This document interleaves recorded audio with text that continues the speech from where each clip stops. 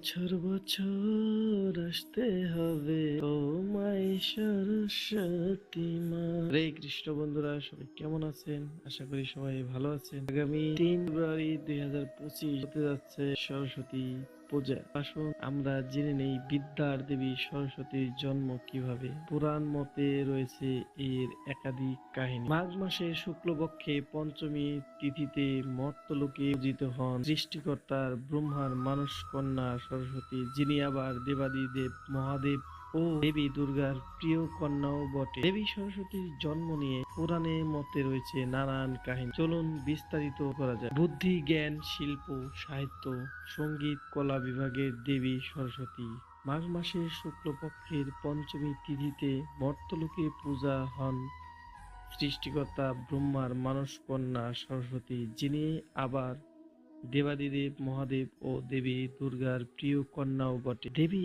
সরস্বতীর জন্ম নিয়ে পুরাণ মতে রয়েছে নানান কাহিনী। কথিত আছে প্রজাপতি ব্রহ্মা নাকি একবার গভীর ভাবনায় পড়েছিলেন। মর্তের সব দেবতার তীর্থ আছে ব্রহ্মবাদে, এখন মর্তের কোথায় ব্রহ্মা তীর্থ গড়ে তোলা যায়, সেই সমস্যার সমাধান করতে ব্রহ্মা সর্বরত্নময়ী শিলা ছুঁড়ে দিলেন পৃথিবীর বুকে। সেই শিলা গিয়ে পড়ল চমৎকারপুর বলে একটি জায়গায়। সেখানে প্রজাপতি ব্রহ্মা তীর্থ গড়ে তুলবেন বলে মনে স্থির করলেন। তীর্থস্থানে পবিত্র নদী থাকা আবশ্যক, কারণ 3 বেলা নদীর পবিত্র জল পূজা অর্চনা কাজে লাগবে। অতঃপর ডাক পড়ল দেবী সরস্বতীর। কেন? কারণ গতিশীল জ্ঞানের জন্য সরস্বতী নদী রূপে কল্পিত। হিমালয়ের সিমুর পর্বতে তার উৎপত্তি। সেখান থেকে হরিয়ানার আম্বালা জেলায় সমতল ভূমিতে নদী রূপে অবতরণ করেন তিনি। গঙ্গার অভিশাপে 5000 বছরের জন্য মর্ত নদী হিসাবে বাস করতে বাধ্য হন সরস্বতী। ব্রহ্মার আহ্বানে পাতাললোক থেকে উঠে এলেন দেবী, কিন্তু মর্তে নদীরূপে তিনি বিরাজমান করতে পারবেন না। লোকজনের স্পর্শে ভয় পান বলেই তো তিনি পাতালে অবস্থান করেন। সেই সমস্যার সমাধান বার করলেন ব্রহ্মা। চমৎকার করে পাতাললোকের সঙ্গে যুক্ত একটি হ্রদ খনন করলেন তিনি। সেখানেই দেবী সরস্বতী বিরাজ করতে লাগলেন অন্তঃসলীলা হয়ে। ভাগবত পুরাণে আবার পাওয়া যায় সরস্বতীর জন্মের অন্য বৃত্তান্ত। দেবী আদ্য প্রকৃতির একটি অংশ হিসেবে জন্ম হয় দেবী সরস্বতীর। শম্ভু ও নিশুম্ভ নামে 2 দৈত্য একবার মর্ত স্বর্গে ব্যাপক তাণ্ডব চালায়। তাদের অত্যাচারের হাত থেকে দেবলোক ও ভূলোককে রক্ষা করতে দেবী দুর্গার শরীর থেকে জন্ম হয় আরেক দেবী প্রকৃতির। তিনি কৌশিকী, তিনি সরস্বতী। আবার কথিত আছে জগতের সকল জ্ঞানের আধার শ্রীকৃষ্ণের জিহ্বা থেকে নাকি জন্ম হয় দেবী সরস্বতীর। স্বয়ং শ্রীকৃষ্ণই মাঘ মাসের শুক্লপক্ষের পূর্ণ পঞ্চমী তিথিতে বাগদেবীর আরাধনার প্রবর্তন করেন। বায়ুপুরাণ আবার জানায় অন্য তথ্য। দেবাদিদেব মহাদেব একবার পাপে পরিপূর্ণ পৃথিবীকে ধ্বংস করবেন বলে স্থির করেন। তার প্রবল তাণ্ডবে জগতের সৃষ্টি সম্পূর্ণভাবে বিনাশ হয়ে যায়। ধ্বংসের পরেই শুরু হয় নতুন করে সৃষ্টির বীজ বপনের প্রক্রিয়া।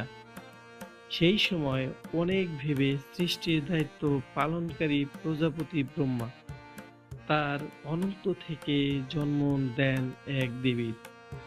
নতুন জগৎকে জ্ঞান ও শিল্প ও সৌন্দর্যের আলো দিয়ে ভরিয়ে তোলা ছিল সেই দেবীর কাজ। তিনি পরে জগতে বন্দিত হন দেবী সরস্বতী রূপে। সরস্বতীর জন্ম বৃত্তান্তের মতোই বিতর্কিত তার স্বচ্ছ পরিচয়ও। পদ্মপুরাণ মতে সরস্বতী দক্ষের রাজকন্যা, কশ্যপ মুনির পত্নী। আবার ব্রহ্মবর্ত পুরাণ মতে তিনি নারায়ণের ঘরণী, যার সতী আবার গঙ্গা।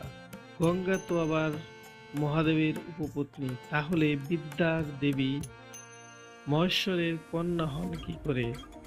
সেই প্রশ্ন কিন্তু থেকেই যায়।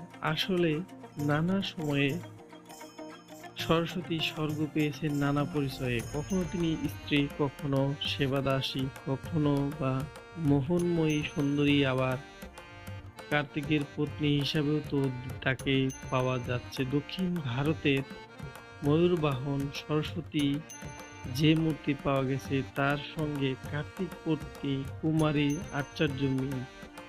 তাহলে সেদিক থেকে দেবী সরস্বতী শিবের পুত্রবধূ বটে। তবে দেবী সরস্বতীর উৎপত্তি ও পরিচয় নিয়ে যাই বিতর্ক থাক, সময়ের সরণিবে তার এখন একটাই পরিচয়, সরস্বতী বিদ্যার দেবী। তো বন্ধুরা, এই ছিল মাতা সরস্বতীর সম্পর্কে তার জন্ম রহস্য। তো একাধিক পুরাণ মতে একাধিক মতবাদ তো রয়েছে। তো বন্ধুরা, সবাই ভালো থাকবেন, সুস্থ থাকবেন।